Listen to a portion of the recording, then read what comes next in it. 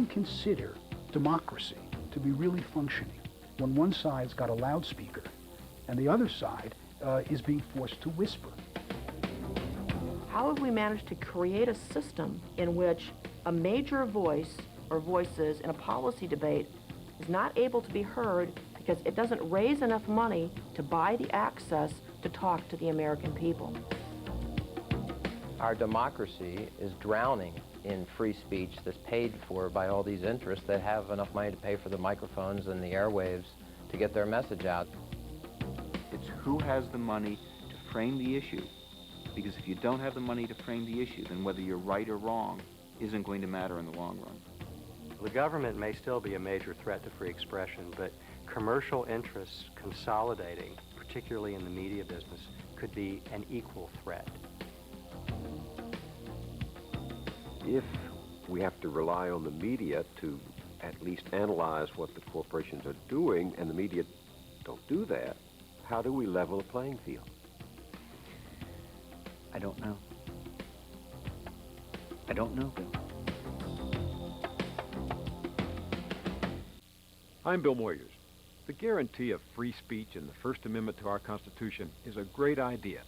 It means government can't keep you from getting your 2 cents worth into the public debate. But what the framers of our government didn't reckon with is that 2 cents doesn't buy much free speech these days.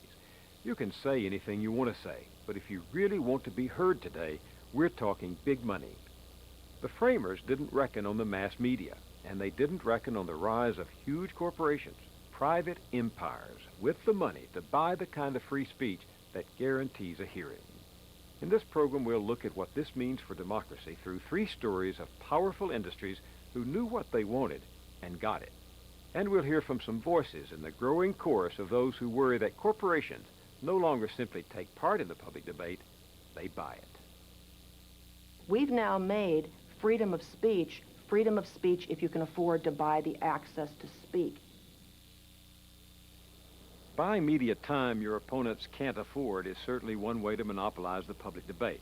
But it's not the only way to use free speech to advance and protect your interests. Some corporations don't just buy media time. They buy the media. It's a media opoly, a media opoly.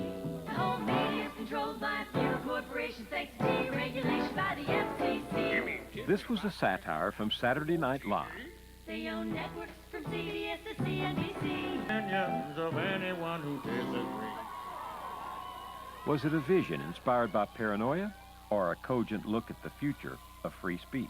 When it is the media itself that decides not only what advertisements to take that are political in nature, but what free information to provide the public called news, and we've then deregulated, allowed them to own more within their industries.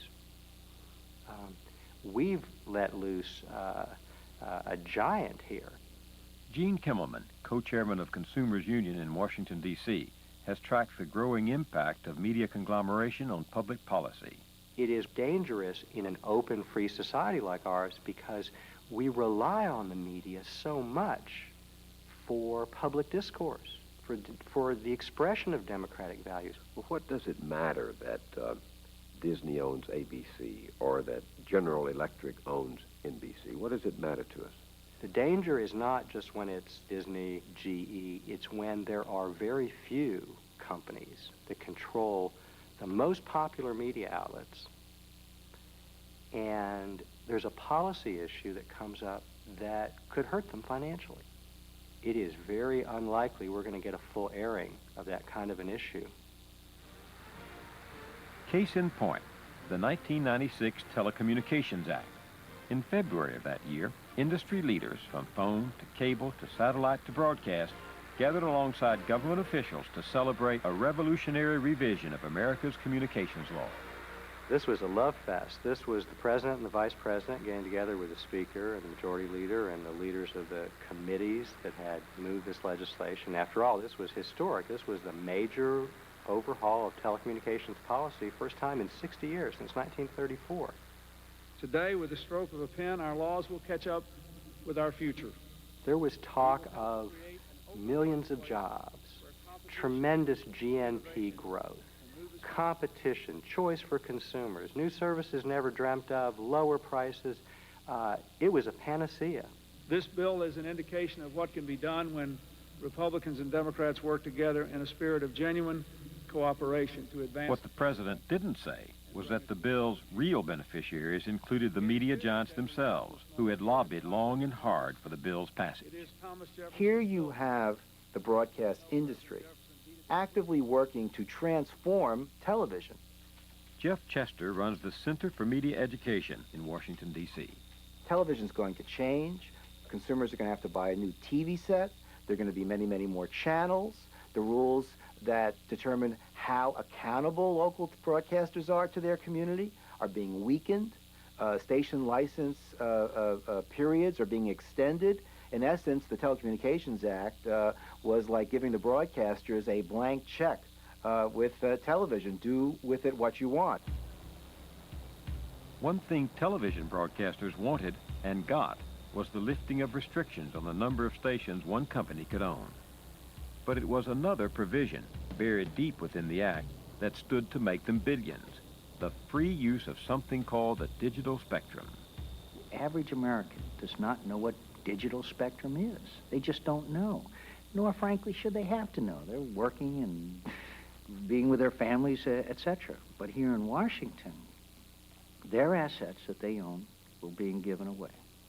Again, let me thank you from the bottom of my heart, every one of you, for making this great day for America possible. Thank you. What was being given away amounted to a set of new channels over which it's possible to bring us a much better high-definition picture.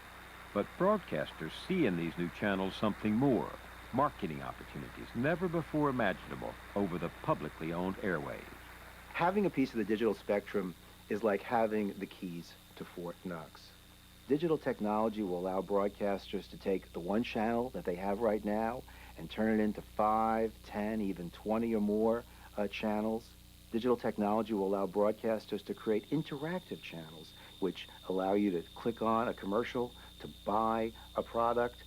They want to take that piece of free spectrum, chop it up into a lot of little channels, and make piles of money from this valuable resource. Now, since we as the people own it, you might ask, why aren't we selling it to the broadcasters and using that money for all sorts of social goods? Well, that's a whole other question, and it might speak to the lobbying power of the broadcast industry.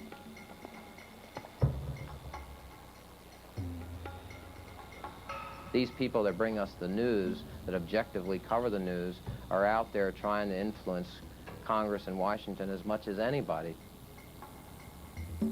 Like the other telecom industries, broadcasters had been pouring millions into campaign contributions to Congress.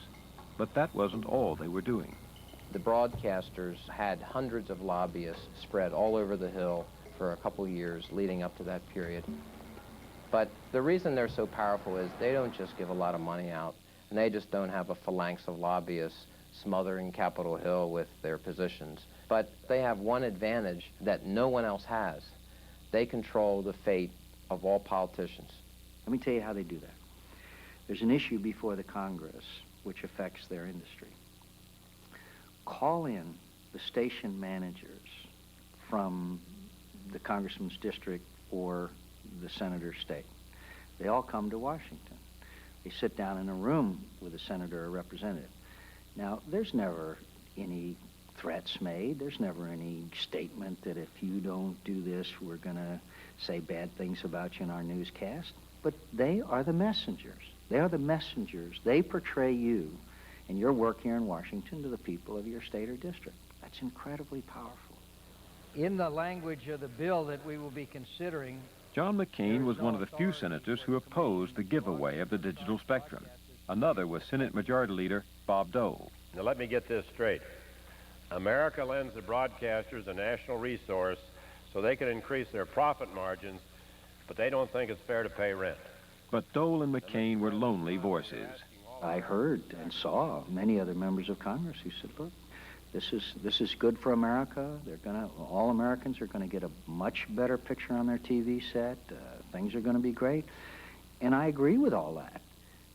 But why should a profit-making corporation get that asset for free and not have to pay for it? Mr. President, when something is owned by the taxpayer and is of great value, and we have a way of taking that very valuable commodity that's owned by the taxpayers and auctioning it off. The digital spectrum could bring the public up to $70 billion at auction, but the broadcasters didn't want an auction. Basically, they wanted the spectrum for free. If we'd said, look, we've got $10 billion worth of public land out there in the West, and we're going to give it to various corporations in America for them to use, and they're going to give us back some other land which really isn't nearly as good in exchange for that, the American people would never stood for such a thing, ever. From ABC News. It had all the makings of a major news story. Were powerful corporations picking the pocket of the taxpayer? It's the very kind of thing that broadcast journalism often investigates. After all, TV news loves a scandal. We have on NBC, what is it called? The fleecing of America. Where were they when their own networks and other TV stations were in fact lobbying and getting what they wanted out of the Telecommunications Act? The provision of news is Dean Alger is author of the book Mega Media, a study of corporations and mass media. He examined the coverage of the Telecom Act on the 3 nightly network news broadcasts from the beginning of the Senate debate till the night before the bill was passed. The Telecommunications Act was introduced roughly in May 1995 and was finally passed in early February 1996. During that 9 months, the 3 network news shows, NBC, ABC, CBS, aired a sum total of only 19 minutes on this Telecommunications Act. None of that 19 minutes included a single mention of the debate over whether broadcasters should pay for use of the digital spectrum. If 5 senators took a legitimate trip somewhere overseas to investigate something that might be costing the American people money, that reported on the evening news as a junket, costing thousands and thousands of dollars. And that would be news. And maybe it is news. Maybe it should be reported. But when it comes to a $1 billion giveaway to them, mum's the word. You will not see this story on any television or hear it on any radio broadcast because it directly affects them. You said from the Senate floor, we will not see this story on any television or hear it on any radio broadcast because it directly affects them. And did you hear anything on? No, I never heard. I saw a few print stories about it, but never did I see a television program. Later on, there was one, I believe, on CBS, but the coverage, as compared with what any other story of this magnitude would have gotten, was minuscule. The media did not want to discuss what it was doing. It would be like a bank robber stopping the bank robbery and saying, look at what we're doing here. Let's have a press conference in front of the bank while we're doing it. I mean, ABC, CBS, NBC, Fox, everyone, who wanted to discuss this? They're all going to make hundreds of millions of dollars, billions of dollars over the next several years. The last thing they want to do is have a discussion. I do think we should resolve this spectrum issue before the bill is considered. Dole finally agreed to support the Telecom Act in exchange for a promise that an auction might still be possible. In the months following, broadcast news paid scant attention to the issue. Meanwhile, the broadcast lobby sprang into action. Air is a wonderful thing. With issue advertising. Use it. We all breathe it, and it's free. We use the air, too. We're your local... Ads like this were careful not to mention the spectrum auction. Instead, they claimed Congress was planning to tax viewers. Now Congress has a new idea. They tax everything else. Why not the airwaves? You'll have to pay more to watch your favorite shows, and we could lose them altogether. Call toll-free and tell Congress not to tax the airwaves.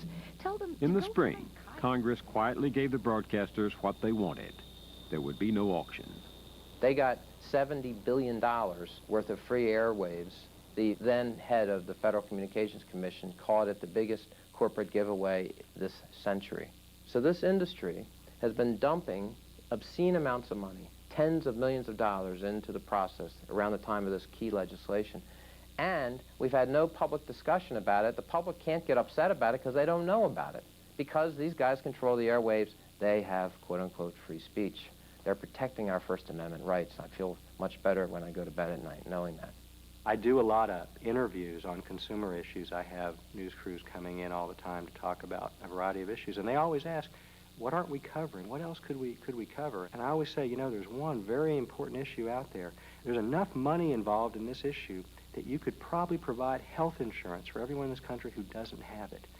Or you could provide a major tax cut to the middle class and low-income people. The broadcasters then always show interest. What is the issue? I mean, that much money on the table, there's that much, this is such a big issue, what is it? And I say, it's if we just charge fair market value for the spectrum broadcast companies receive for free from the public. Usually there's silence, maybe a grin. Most say, oh, come on, there's no way we're ever going to get to do that kind of a segment. Are you suggesting some deep, dark, mysterious conspiracy at work here? Absolutely not. You don't need to cook up some dark, deep conspiracy. This is an age-old phenomenon of willful people wanting to acquire wealth and power, whether the power is formal governmental power or, in this case, building enormous empires. It's not easy to get on the air criticizing the media giants. On stories affecting their interest, no news is good news. Jim Hightower had a syndicated radio show on ABC.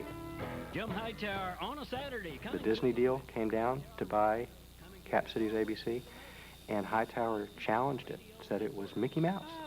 Jim, I've got news for you. Who is this? Well, this is your new boss.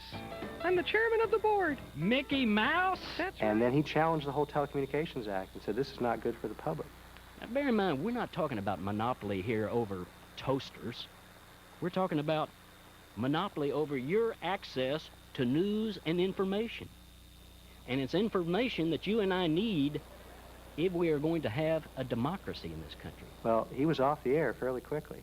Now, ABC said they didn't like the ratings at that point in time. The program just wasn't successful. Now, that may be true. The problem for the public is we'll never know. We're threatened here not just as consumers, but as citizens. It's our democracy that's at stake. Now, you might say to yourself, well, the media have never reported on their owners or on their behind-the-scenes dealings. And you'd be right. There was no golden age of self-scrutiny by the press lords. What's different today is that never before have so much media been controlled by so few owners. For example, whether you're watching ABC News, a History Channel documentary, sports on ESPN, a Lifetime movie, or commentary on E!, you're watching Disney. And that's just scratching the surface. Disney brings you information via newspapers, magazines, radio stations, local TV stations, and of course, movies.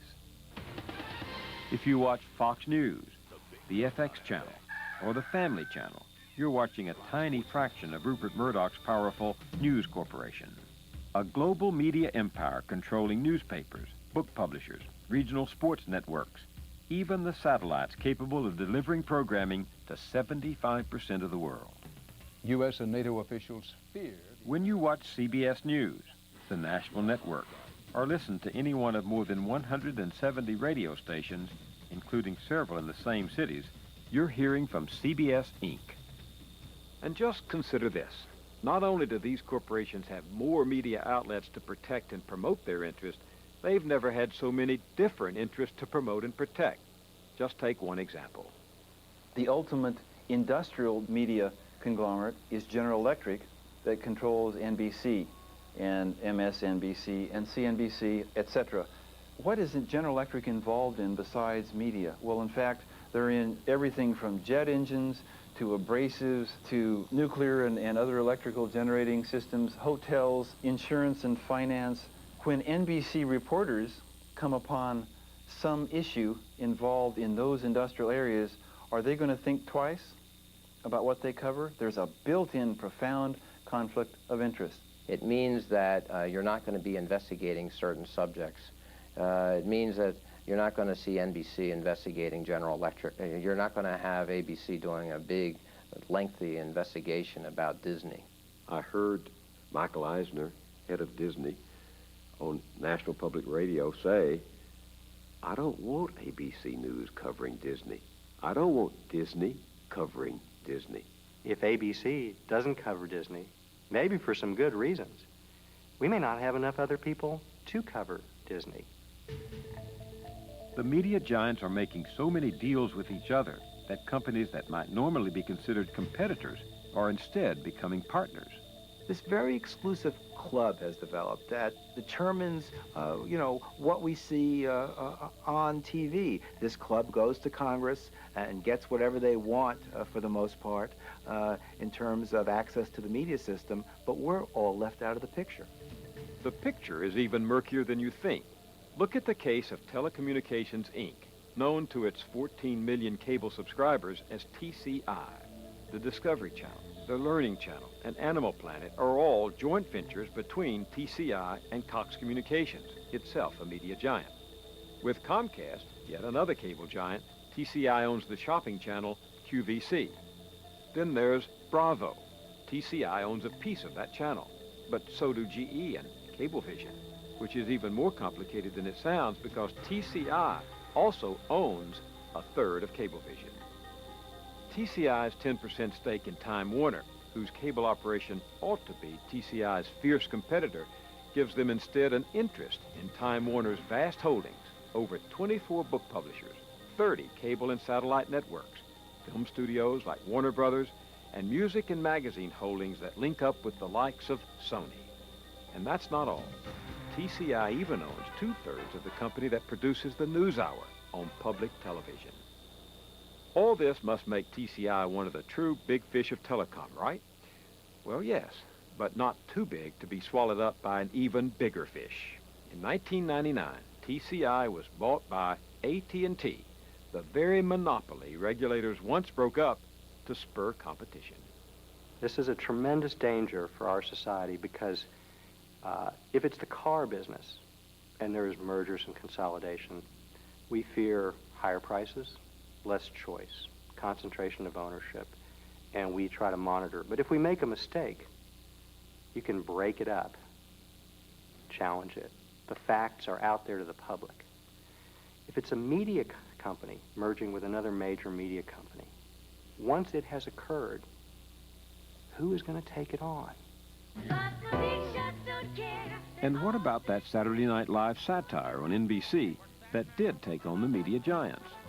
Well, it ran only once, on a live broadcast. Then it mysteriously disappeared from the show during reruns. The executive producer said, quote, "I don't think it worked comedically."